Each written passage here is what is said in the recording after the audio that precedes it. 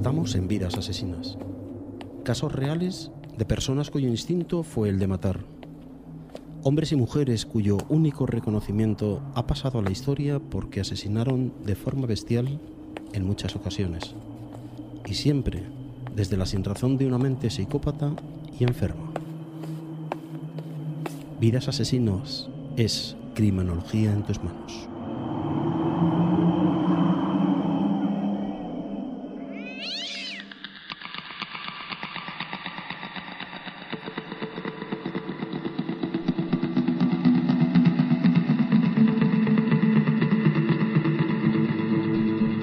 Rebuscando en internet para documentarme para este expediente, he encontrado a una profesional, a una experta llamada Berit Brogard. Esta es una profesora de filosofía y es directora del laboratorio Brogard de investigación multisensorial que está en la Universidad de Miami. Pero lo cierto es que para tipificar a los psicópatas, los expertos hablan de la necesidad de un proceso de transformación de la realidad. Hay un momento determinado en el que el asesino en serie empieza a crear un mundo de fantasía paralelo a la realidad. Un mundo en el cual él mismo es un héroe, manejando un poder absoluto, la decisión sobre la vida y la muerte.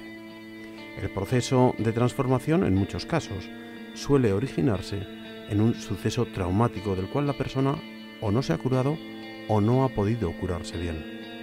Como veremos, las víctimas pueden ser casuales, como corresponde a un cazador desorganizado, o todo lo contrario, un asesino organizado que estudia víctima y campo de acción. Pero, ¿qué define a un asesino en serie? Lo hemos comentado en abundantes ocasiones, pero no pasa nada si lo repetimos una vez más, porque para eso estamos en Vidas Asesinas. Según el FBI, un asesino en serie es quien comete al menos 3 asesinatos durante más de un mes, con un periodo de enfriamiento emocional entre medias. Sin embargo, según Berit Brogard, dice que esta definición es problemática por ciertas razones. Por ejemplo, supongamos que un pandillero termina disparándole a 3 personas en peleas callejeras con miembros de otras pandillas durante un periodo de 10 años, con muchos periodos de enfriamiento. Pues estrictamente hablando, este pandillero es un asesino en serie según la definición anterior, según lo que dice el FBI, pero realmente no encajaría en la concepción común de lo que es un asesino en serie. Un asesino en serie suele tener un motivo sexual desviado. Es cierto que no siempre, pero sí en la mayoría de las ocasiones si hablamos de varones. Entonces, ¿con qué nos quedamos? Veamos. El Instituto Nacional de Justicia de los Estados Unidos ha proporcionado una definición de asesinato en serie que se acerca a la realidad, que se acerca algo más a la realidad de los hechos.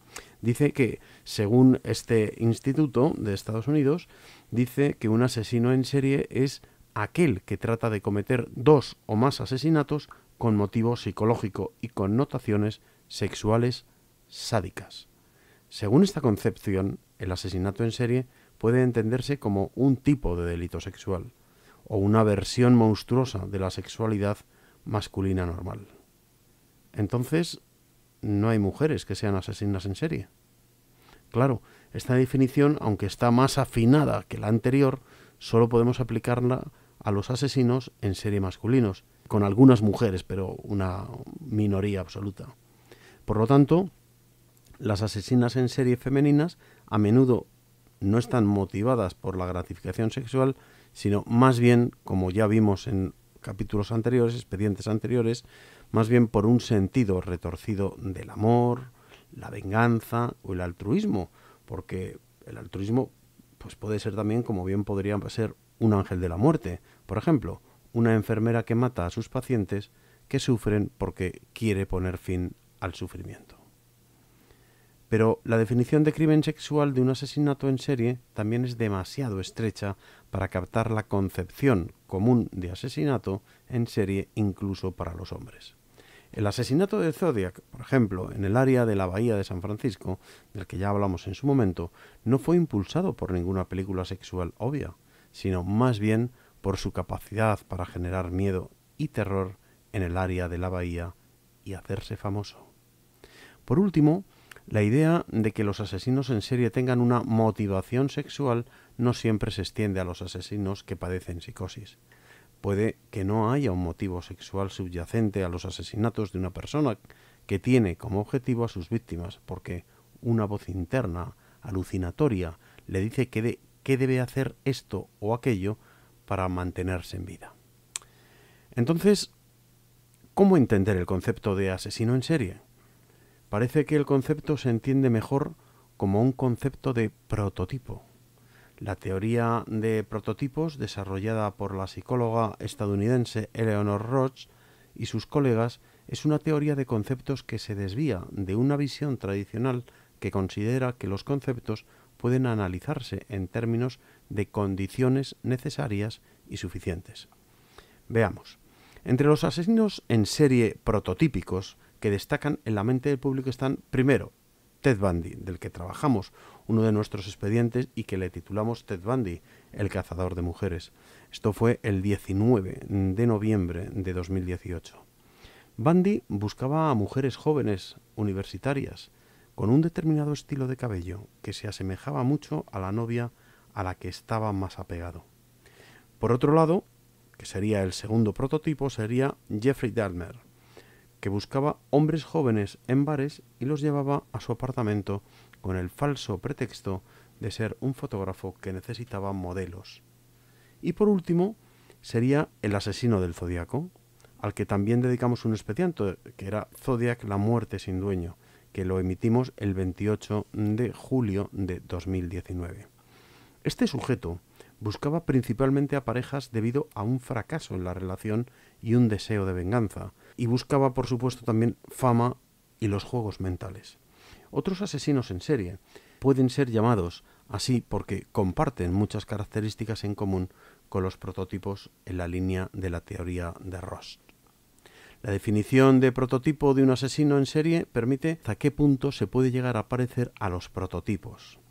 Es decir, que un asesino en serie podemos encasillarlo según a las personas que mata, ya sea porque escuchan voces que les exigen matar o, como hemos dicho antes, una enfermera que mata a sus pacientes por piedad. Son dos ejemplos que pueden no ser ejemplos perfectos de asesinos en serie, pero se ajustan lo suficientemente bien al concepto como para poderlos incluir.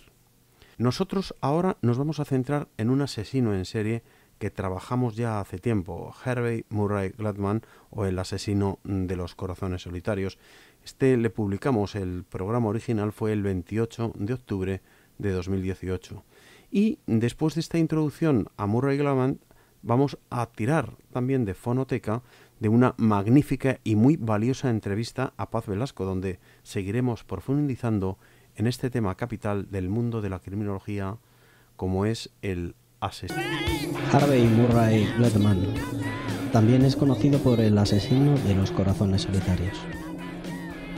Nació el 10 de diciembre de 1927 y murió en la cámara de gas el 19 de septiembre de 1959. Se trata de un asesino en serie que durante los años 50 estuvo activo, aunque desde muy pequeño fue inoculando esta psicopatía que le llevó hasta la pena de muerte. Harvey Murray nació en Bronx, pero su familia se trasladó pronto a Colorado. El origen de los problemas de Gladman fue recóndito y posiblemente inadvertido para sus familiares y los centros escolares. ¿Pero por qué? Harvey era un chico feo, un muchacho que nunca, ni de pequeño, ni según crecía, tuvo algo de belleza. Su rostro era desproporcionado, orejas grandes y despegadas, la nariz también grande, y la punta terminaba en un exagerado apéndice. Los ojos juntos, los carrillos hinchados y caídos. Esta imagen personal, demasiado personal, le mortificó desde pequeño.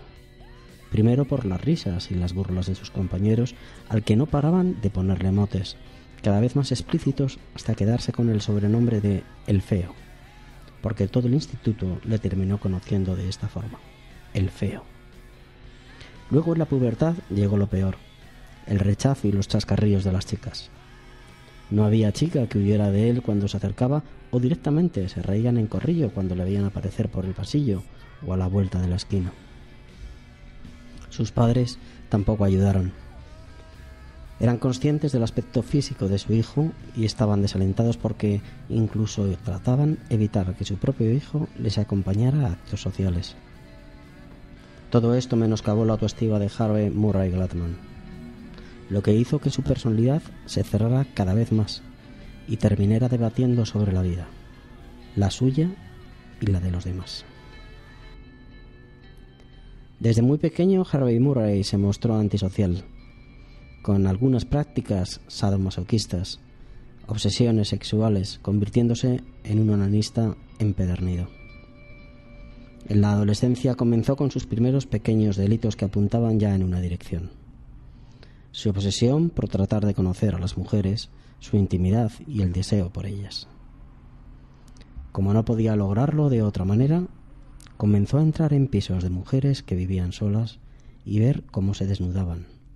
Les robaba ropa interior que coleccionaba a escondidas en su casa. Espiaba por las ventanas las habitaciones de sus vecinas y compañeras. Luego, al día siguiente, se satisfacía viéndolas en silencio, sabiendo cómo era su cuerpo desnudo. Pocos del instituto conocían lo que él ya sí había visto. Era como un poder interno con el que de alguna forma se vengaba de todos aquellos que le llamaban por el mote o se reían de él.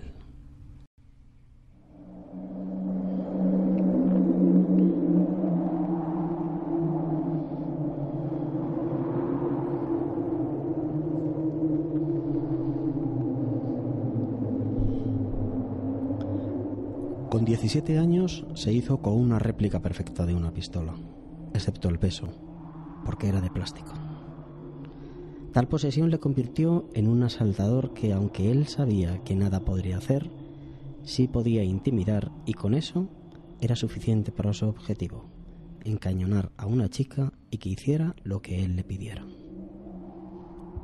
Efectivamente, salió de casa con esa idea y lo consiguió.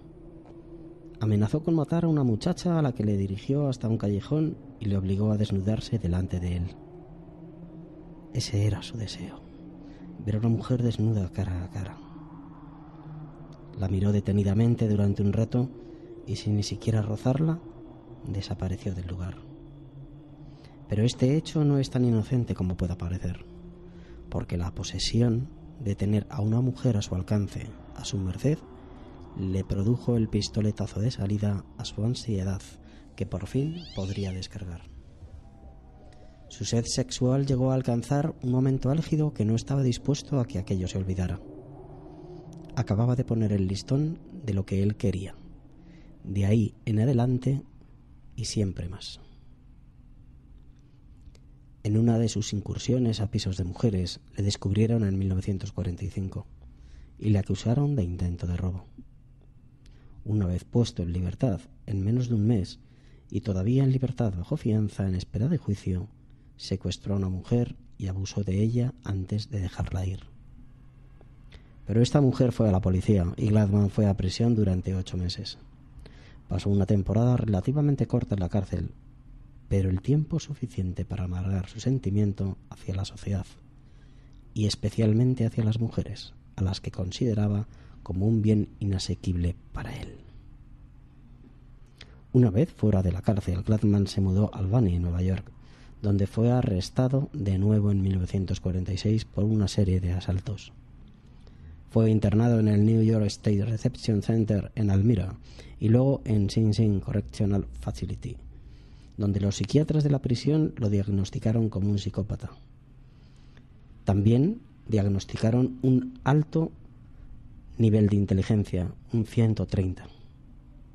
Sin embargo, como tantos asesinos en serie, fue un prisionero modelo y salió en libertad condicional en 1951. En ese mismo año regresó a Denver y vivió allí hasta 1957. Su vida se parecía más a la de un vagabundo que se arrastraba por las calles buscando algo de comer. Consiguió algo de dinero y puso en marcha un pequeño negocio, como técnico de televisión. Eso le cubría las espaldas de la apariencia normal y le proveía de algo de dinero para vivir.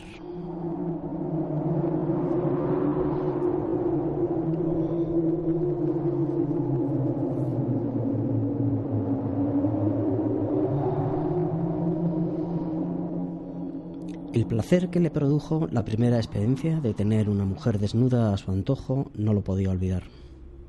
Era como el primer beso con la primera novia, que le perseguía allí a donde fuera.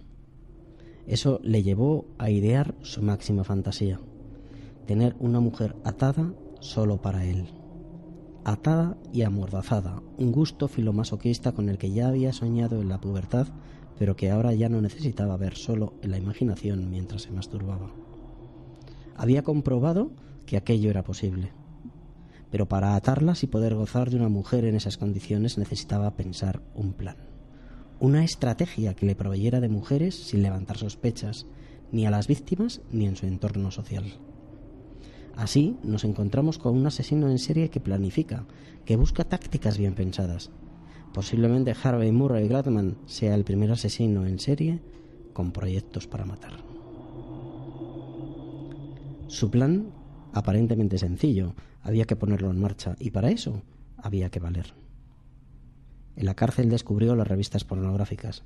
Aquellos cuerpos maravillosos de mujeres brillantes, sonrientes y esculturales le hacían viajar lejos. Ahora, en libertad, la idea era la contraria. Él haría las fotos. Se ofrecería a mujeres bonitas y fotografiarlas para que pudieran promocionarse como modelos. Todo comenzó con sencillos anuncios en la prensa. Ellas acudían solas sin necesidad de que él tuviera que exponerse ni lo más mínimo. Buscaba chicas que desearan ser modelos, chicas con ganas de todo, y no poner trabas para alcanzar la meta de la fama gracias a su belleza. Entonces, además de arreglar televisores, un negocio en auge en aquellos tiempos, ya que cualquier familia media tenía uno en casa, se dedicaba también a contratar mujeres que posaran para él en situaciones de esclavitud. Les decía que sus fotografías serían publicadas en portadas de revistas de detectives y que para dar cierto realismo a la escena deberían hacerle caso. Ninguna foto vio la luz, ni las fotos, ni las modelos.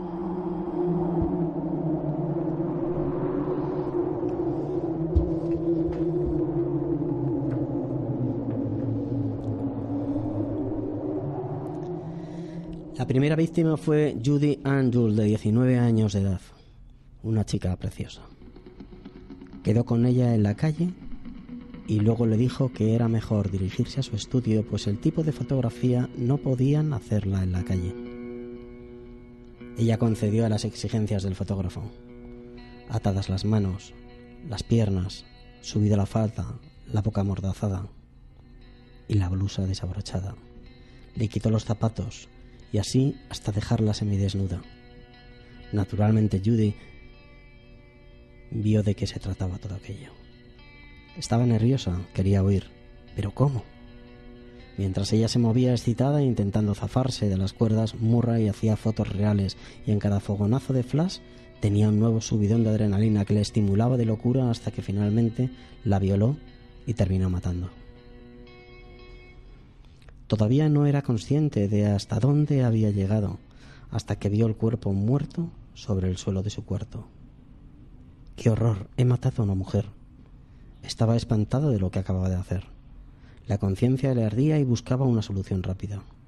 Por la noche montó el cuerpo en el maletero de su Dodge Coronet del 51 y a la salida de Los Ángeles, unos kilómetros más allá en el desierto profundo, dejó el cadáver abandonado con la pretensión de que nadie lo encontraría y las alimañas lo devorarían.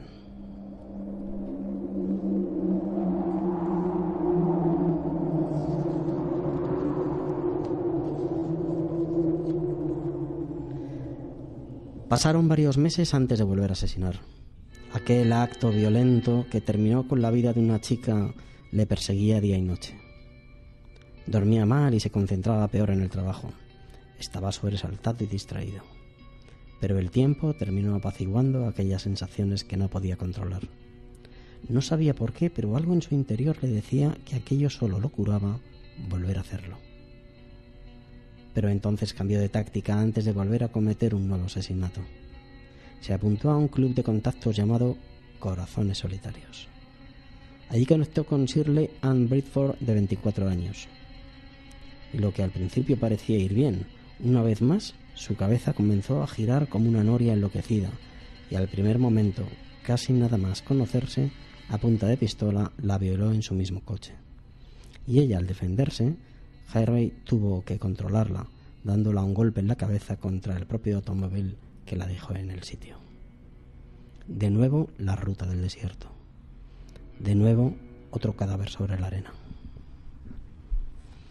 Durante 1950, Harvey Murray Gladman mató a 4 chicas. De 3 de ellas se tiene constancia. De la otra, se le supone a raíz de unos descubrimientos en octubre de 2009. La oficina del sheriff fue notificado por la doctora Terry Melton de State College en Pensilvania que su laboratorio tenía una coincidencia entre el ADN de una tal Jane Doe y el de una mujer que se pensaba era una víctima no identificada, como su hermana perdida hacía años. Y los datos coincidían con las de ellas, aunque no se haya encontrado el cadáver. Gladman fue arrestado en 1958, atrapado en el acto de un secuestro que podía haber sido su cuarta víctima. Confesó voluntariamente los otros 3 asesinatos y eventualmente llevó a la policía a una caja de herramientas que contenía imágenes de víctimas que él había tomado. Cuando fueron a registrar su piso, se encontraron meticulosamente colocadas y sujetadas contra la pared cientos de fotos de chicas maniatadas, aterrorizadas y semidesnudas. También otras fotos de cuerpos muertos de mujeres jóvenes tiradas sobre la arena del desierto. En los cajones se encontraron ropa interior variada femenina, así como zapatos y otras prendas, todas ellas de sus víctimas, reconocidas muchas de ellas por sus familiares.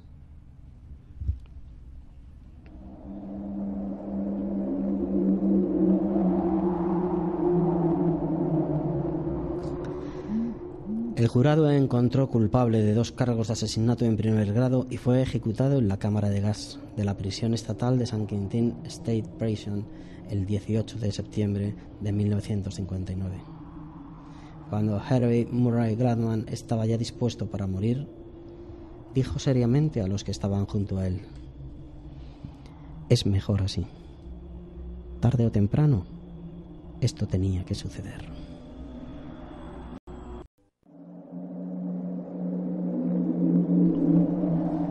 Bueno, ya estamos de vuelta en esta noche, una noche pues muy tremenda también con Harvey Murray y estamos entrando ya en la segunda parte del programa y enseguida vamos a entrar con Paz. Vamos a hablar de ella sobre más asesinos en serie. Vamos a hablar de ella sobre este perfil de asesino en serie que es Harvey Murray. Lo vamos a hacer en base a su libro, el libro suyo, Criminalmente, que es en el capítulo 6 llamado Retrato del asesino en serie, y vamos a trabajar sobre esta idea. Y yo creo que vamos a hablar, tenemos ya a Paz aquí con nosotros. Buenas noches, Paz, ¿cómo estás? Buenas noches, Humberto, encantadísima de volver con todos vosotros. Bueno, estamos con este caso de Harvey Murray Gladman, caso que, por cierto, nos recomendaste tú que viésemos, porque era muy interesante, sobre todo a la hora de definir bien el caso de un asesino en serie, porque es que lo tiene todo este muchacho. O sea, tiene desde una infancia más o menos, no en este caso por la familia, pero sí por lo que le rodeaba, los amigos, el colegio, una persona fetichista, una persona además muy inteligente, una persona, en fin, que actuaba con premeditación y alevosía y demás. Y bueno, a mí me gustaría que nos dieras tú pues exactamente un perfil de este asesino.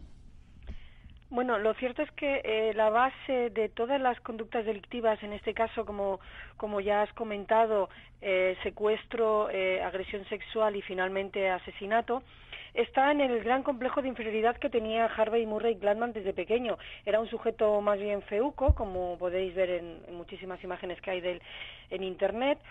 Además, contamos con un rechazo femenino importantísimo desde una edad muy temprana, era incapaz de tener relaciones consentidas con mujeres debido a su aspecto físico, y además su madre, en este caso es cierto que Gladman no sufrió en ningún momento abusos o malos tratos. Fue todo lo contrario, fue una sobreprotección extrema que llevó a Harvey Murray Gladman a vivir o a desarrollar su infancia y parte de su adolescencia, digamos que en un entorno en el que su madre no le dejaba hacer absolutamente nada. También bueno, como el caso que comentamos de Jane, aunque en un índice bastante inferior, también le decía que las mujeres eran peligrosas y que le iban a hacer mucho daño. Su madre era consciente de que el hijo que había tenido tenía pocas habilidades sociales para relacionarse con mujeres. Pero en cuanto al perfil, ¿qué podemos decir? Aparte de este gran complejo de inferioridad, que sería la base y la génesis de todas sus fantasías sexuales, por las que luego termina asesinando, evidentemente estamos ante un asesino y un violador serial. La forma de cazar a sus víctimas, vemos que hay 3 maneras de cazarlas, de modo que si bien el modus operandi no cambia, lo que sí cambia es el modo de seleccionar a sus víctimas. Empieza siendo trampero, es decir, pone una serie de anuncios en la prensa para que las víctimas no tengan ni que salir a buscarlas, sino que vengan a él. Después se inscribe en un club de corazones solitarios y por último lo que hace es buscar anuncios de personas como encontró de una mujer que se ofrecía para posar desnuda. Esta es la manera en que seleccionaba a las víctimas. Modus operandi totalmente organizado. Una violencia instrumental, es decir, no es violencia emocional. La violencia que utiliza es para obtener un fin. El fin es, evidentemente, la agresión sexual. Un sujeto cuyas motivaciones veo claramente que son 2. En primer lugar, el poder y control sobre las víctimas, de ahí que las atara, las maniatara y las pusiera muchas veces en esas conductas serviles que ponen las fotografías, porque no olvidemos que él coloca en la mayoría de las fotografías a las víctimas tras el asesinato, es decir, fotografía a las víctimas mientras las agrede sexualmente, las fotografía cuando las dice o las engaña para comentarlas que esas fotos van a salir en unas revistas de detectives y finalmente las vuelve a fotografiar cuando ya están muertas. Y la segunda motivación, evidentemente, es la gratificación sexual. ¿Por qué digo que es organizado? Bueno, pues porque hay varias escenas del crimen. En una escena del crimen hace las fotografías, la ataca, la asesina y luego la lleva al desierto. En otro crimen ataca a la víctima y la agrede en un coche y luego la lleva al desierto. Es decir, considero que es organizado y además es un asesino altamente fetichista. No solo se lleva zapatos y ropa interior de las víctimas, sino que, como he dicho, fotografía en 3 estados diferentes a las víctimas. Con lo cual, esto más o menos, resumiendo, sería un asesino y agresor sexual múltiple secuencial, organizado, fetichista, un depredador sexual y con un gran complejo de inferioridad que fue el origen de sus fantasías sexuales. Que esto le convierte en psicópata más que en psicótico, ¿no?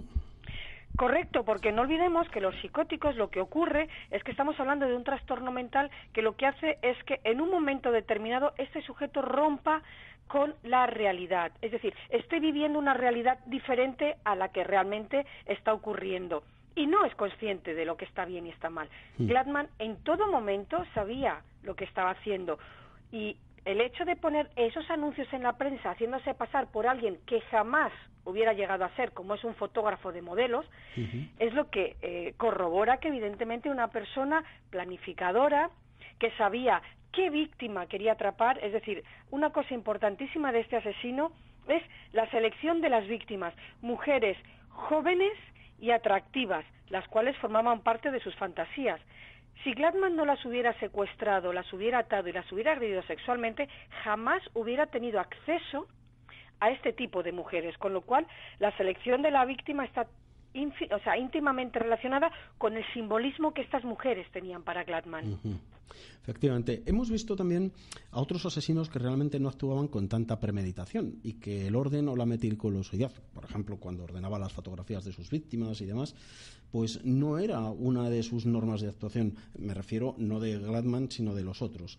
Pero, ¿a qué se debe que, estando catalogados ambos de asesinos en serie, sean tan dispares en sus protocolos de actuación?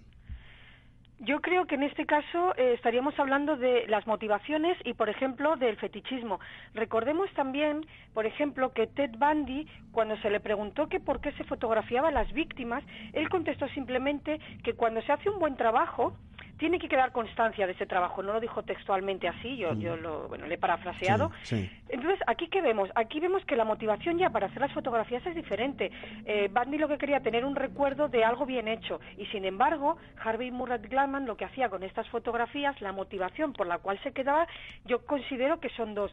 Por un lado, el hecho de guardar como un álbum de fotos de las mujeres con las que había estado, que de otra manera hubiera sido imposible, que hubiera estado de modo voluntario con esas mujeres, claro. Y por otro lado, era una forma de recordar, rememorar y volver a excitarse a posteriori con las fotos de estas mujeres. Entonces, aunque la tipología sería la misma, violador, agresor sexual y asesino serial en serie, Ted Bundy y Gladman, las diferencias a la hora de actuar, y en este caso de hacer fotografías, está en la motivación por las cuales mataban. La semana pasada estudiamos el expediente de James, donde la educación severa de sus padres le volcó muy posiblemente a su comportamiento psicótico, aunque él, o por lo menos influyó de manera muy efectiva esa pequeña neura que ya pudiese tener él, ¿no? En este caso no es la familia quien le maltrataba, en todo caso le superprotegía, y no le maltrataba desde luego físicamente, y es él mismo quien se aísla, digamos que se mete en la concha precisamente por ese complejo de inferioridad que comentabas, con una autoestima pues muy baja, y todo esto yo lo valoro, puedo estar equivocado, que quizás fuese como una especie de acción-reacción de su entorno más inmediato en el colegio, con las chicas y demás, ¿no? ¿Afecta Exacto. de igual manera el maltrato físico de los padres de James como lo que le ha podido suceder a Harvey? Exacto, partamos de lo que ya he dicho varias veces en el programa y en el que hemos comentado tú ya, que el crimen es multifactorial, es decir, las características que pueden, digamos, impulsar a que un sujeto mate o termine cometiendo un crimen pueden darse también en otro sujeto que jamás llega a cometer un delito. En este caso, ¿qué tenemos importante en el caso de Gladman? Tenemos lo que he dicho antes, una sobreprotección materna extrema.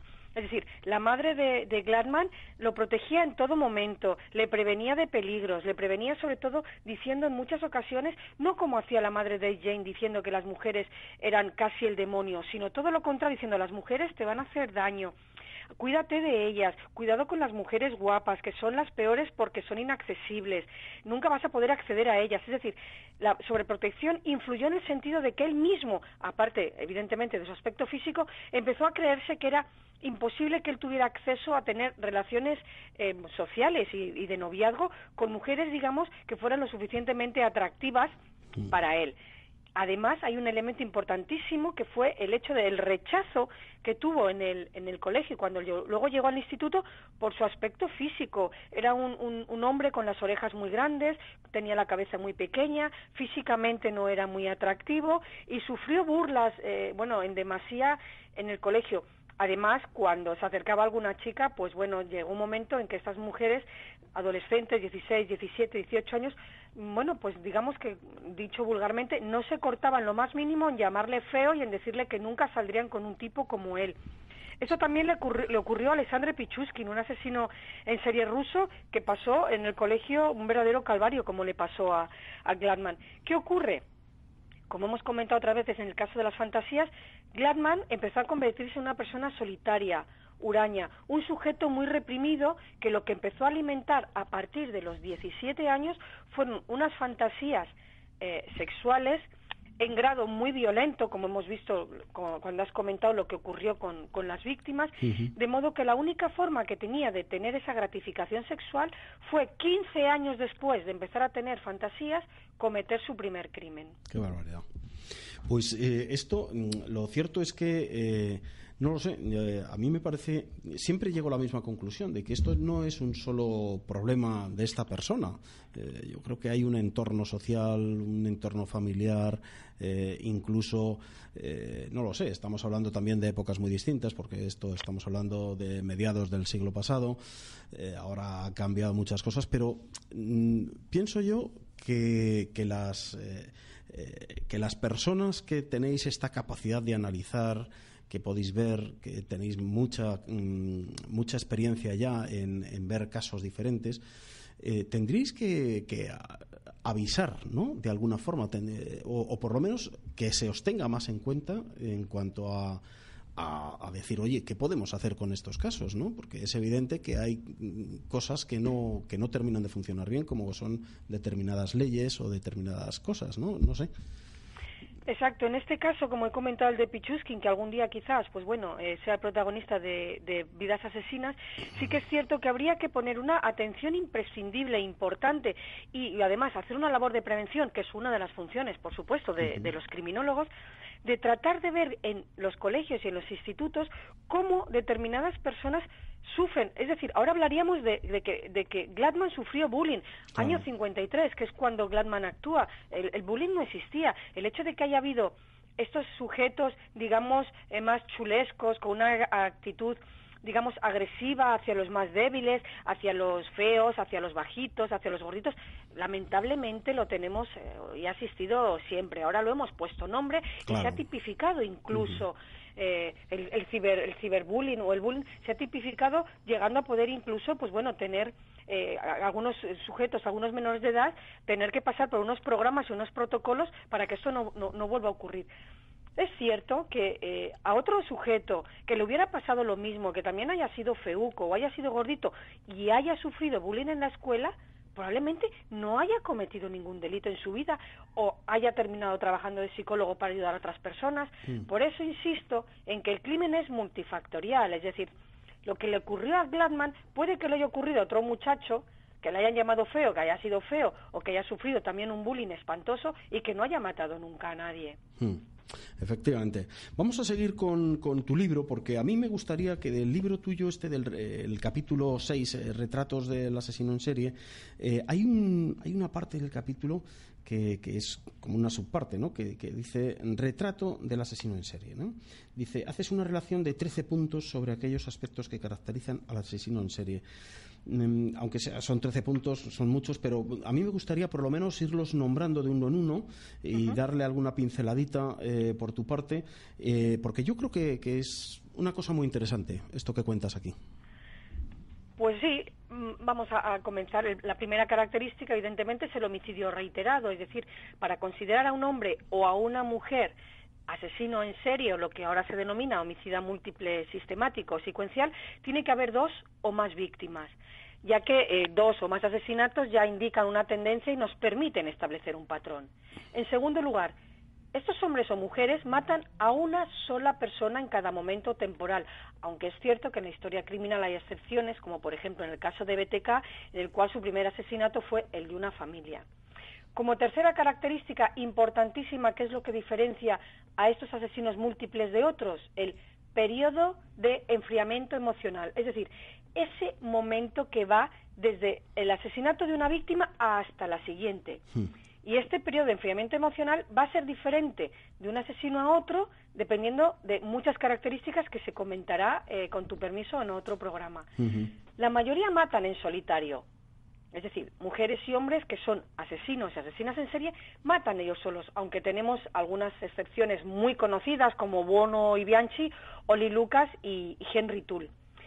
Cada víctima significa un logro, es decir, un estímulo que se va disipando con el tiempo y por eso vuelven a matar. La mayoría de estos sujetos matan a personas desconocidas.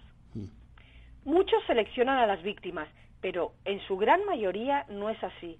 Lo que hacen es elegir a una víctima al azar o a una víctima de oportunidad, aunque Hollywood y la literatura negra nos tiene convencidos, y es un error, es un mito, de que todos los asesinos en serie tienen a una víctima ideal. La gran mayoría sí, pero no todos escogen a una víctima en base a sus fantasías. Respecto al modus operandi, los asesinos en serie les gusta matar con sus propias manos, les gusta sentir el contacto directo con la víctima. Utilizan armas blancas, armas contundentes, la asfixia o la estrangulación manual, como hemos visto en este caso, que no olvidemos, Harvey Murray Gladman mató a sus víctimas a todas con la misma cuerda, una cuerda que llevaba. Muchos asesinos en serie llevan el kit del asesino, como también ocurría con Ted Bundy. Muchos de ellos comparten rasgos y motivaciones en común, y hay que podamos hablar de una tipología de asesinos en serie y diferentes motivaciones. Muchos de ellos, no todos, dejan o tienen una firma, que son todos aquellos actos o conductas que se llevan a cabo en el crimen, pero que no son necesarios para matar a la víctima, sino que es un elemento accesorio que lo que nos muestra es la huella conductual o psicológica de ese asesino, que puede quedar impresa bien en la víctima o bien en la escena del crimen.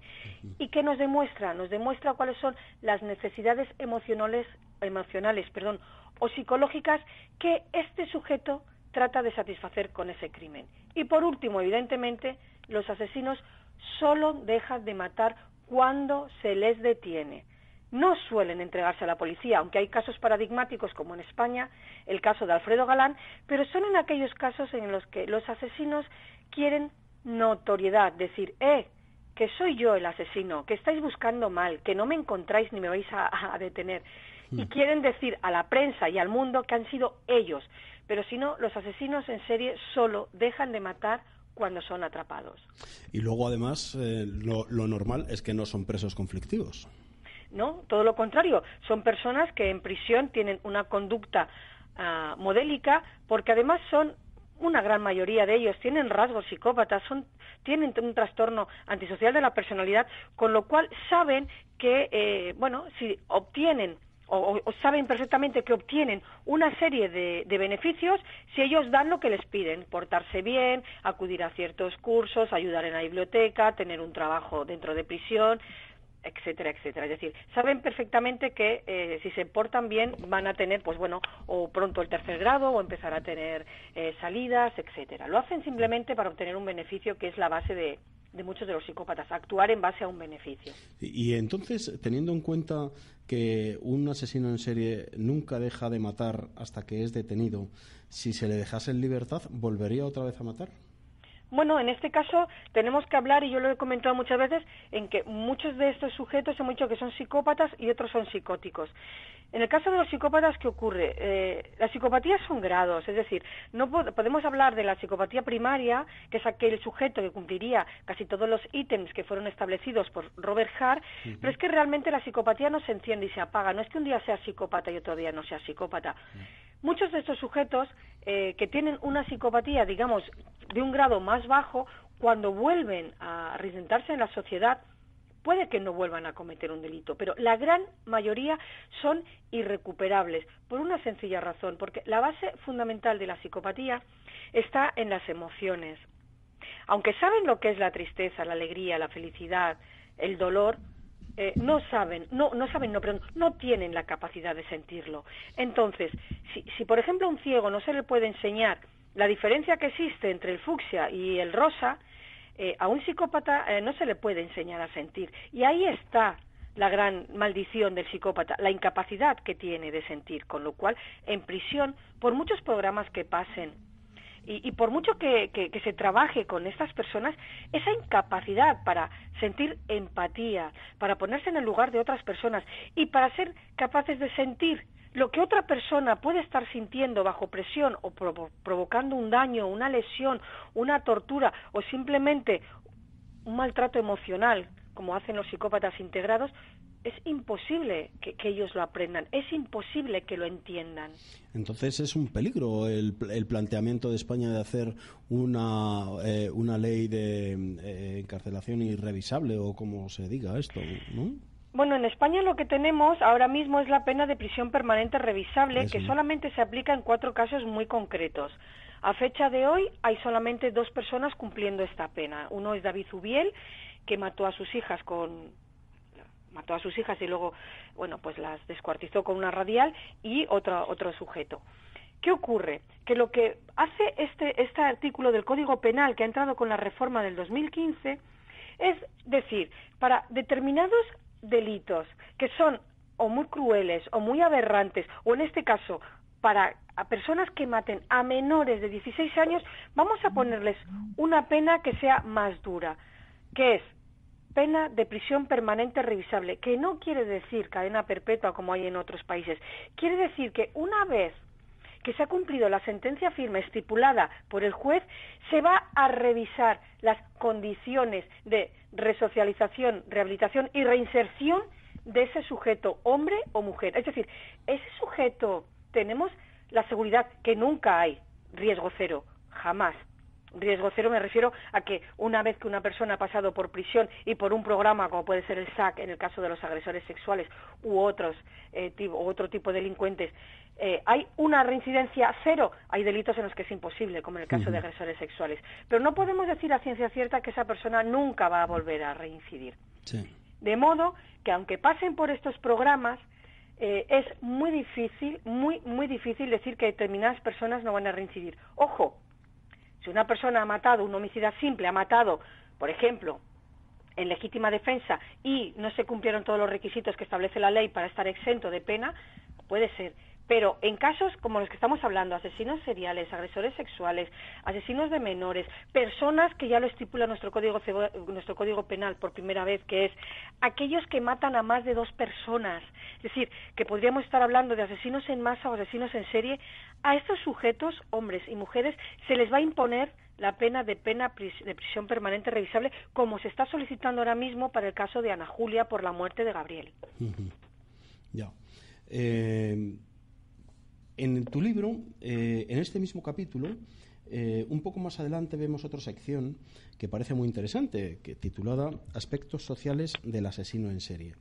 Y digo muy interesante porque quizá el cine y la televisión ha perjudicado al espectador a la hora de percibir incluso como un héroe o un tipo inteligente, hábil y astuto a este tipo de asesinos, como por ejemplo ha ocurrido con Aníbal Lecter, por ejemplo, o en la película de Seven, ¿no? Un tipo que lleva a la policía aparentemente al fracaso permanentemente, ¿no? Y vamos, que al final casi se convierten en modelos a imitar, ¿no? ¿Podríamos repasar esto también para dejar claro los mitos, la ficción y la realidad? Exacto, evidentemente a todos nos suena el nombre del doctor Aníbal Lecter. A lo mejor ya no a todos nos suena el nombre de Anton Chigurh. Digamos que Aníbal Lecter es el psicópata por excelencia. El doctor Aníbal Lecter es el psicópata exquisito. Es el asesino en serie que más fascina. Es un personaje que nos fascina en vez de atemorizarnos. O sea, estamos delante de un psicópata primario que no solo mata a sus víctimas, sino que se las come. Es decir, hay una frase en la película en la que dice que cuando habla de Buffalo Bill, dice que se lleva una parte de la víctima como fetiche, como recuerdo, y dice Aníbal Lecter, no, yo no me los llevaba, yo nunca me he llevado fetiches, y le contesta Clarice Starling, no, usted se los comía.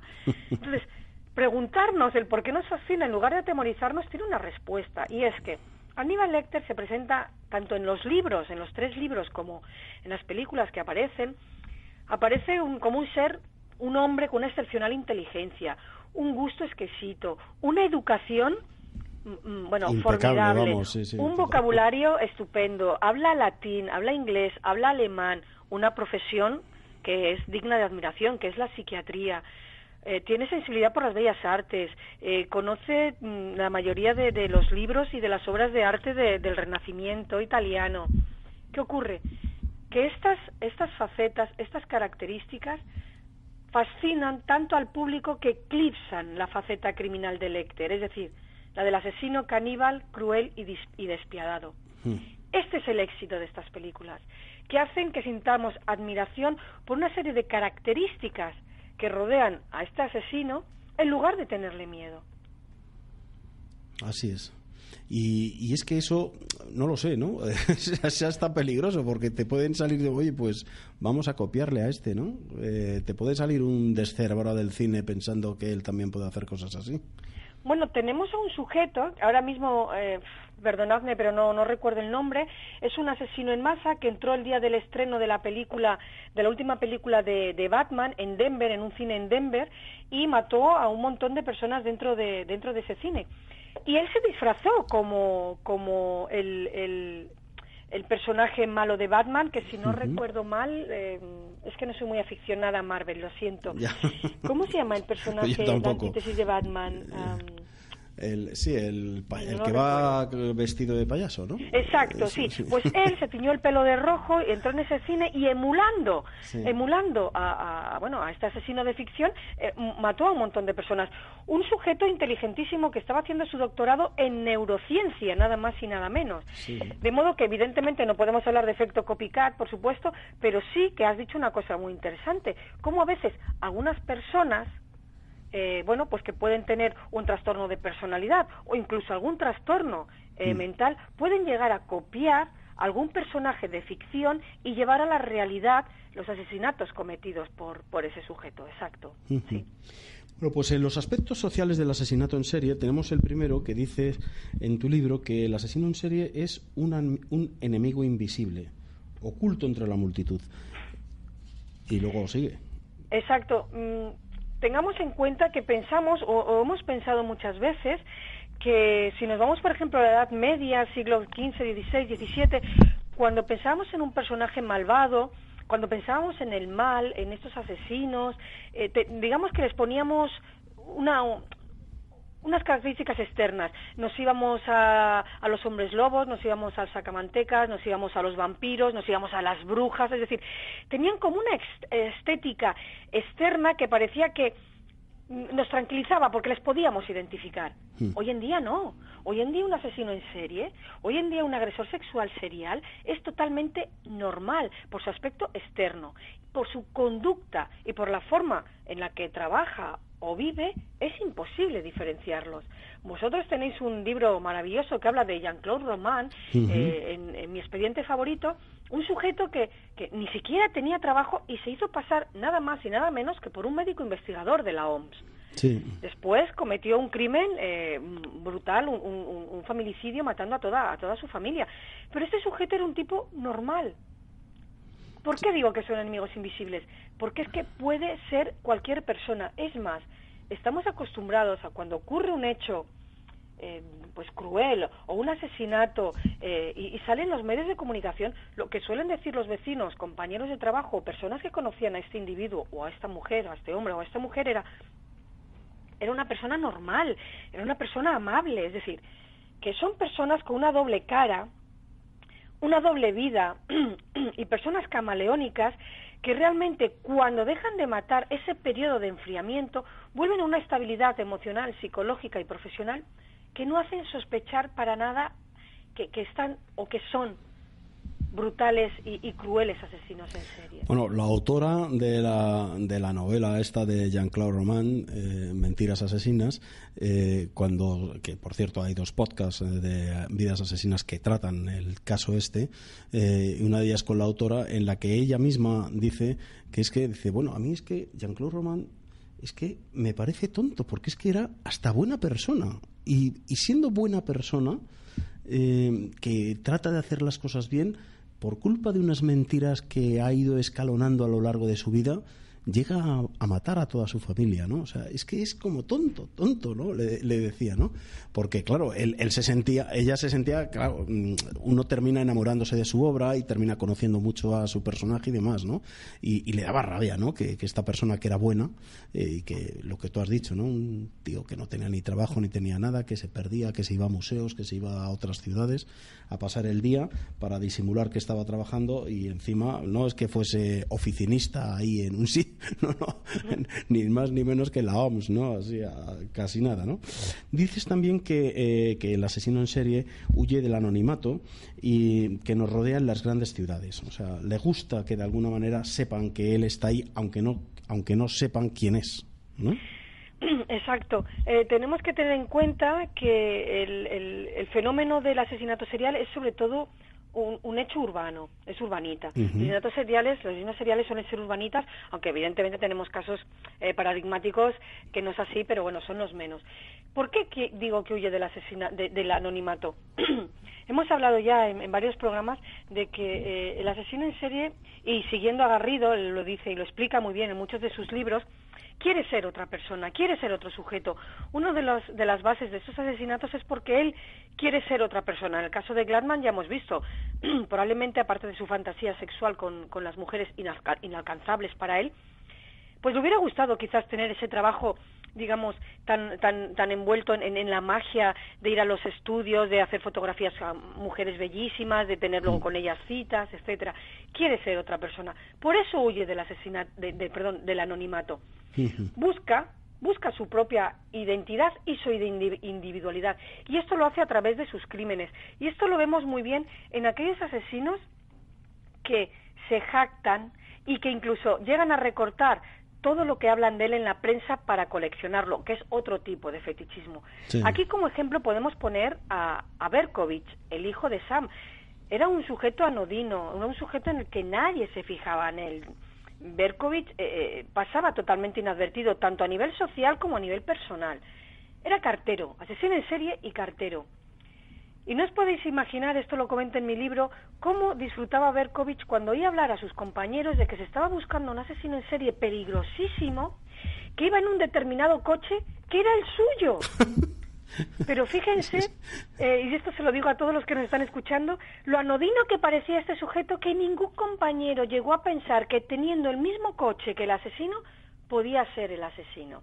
Increíble. Entonces, por eso digo que huye del anonimato. En ese momento Berkovich se siente poderoso, se siente alguien. Están hablando de mí en la prensa, están hablando de mí en la radio. Entonces, con sus crímenes huye de este anonimato, llega a ser alguien aunque no se conozca su nombre. Tú fíjate que el mismo también Harvey, también mientras es un asesino, él tiene un negocio pequeñito que, como decía yo en la introducción, le cubre las apariencias, ¿no? Tiene su negocio de arreglar televisiones, ¿no? Un humilde arreglador de televisiones, ¿no? Exacto, de ahí lo que hemos comentado de que son invisibles, sí, esa sí. doble vida. Sí, ¿No? Totalmente. No te paras a pensar que un sujeto como Gladman o como Berkovich, que tienen un trabajo totalmente normal, que pasa desapercibido, que no son CEOs de grandes empresas, ni tienen unos trabajos, digamos, que pueden estar en el punto de mira, luego, en sus momentos de intimidad, son brutales y crueles asesinos. Sí, sin duda. Y además una frialdad absoluta. Lo que tú decías, totalmente desposeídos de emociones y entonces da igual lo que sea, ¿no? Exacto.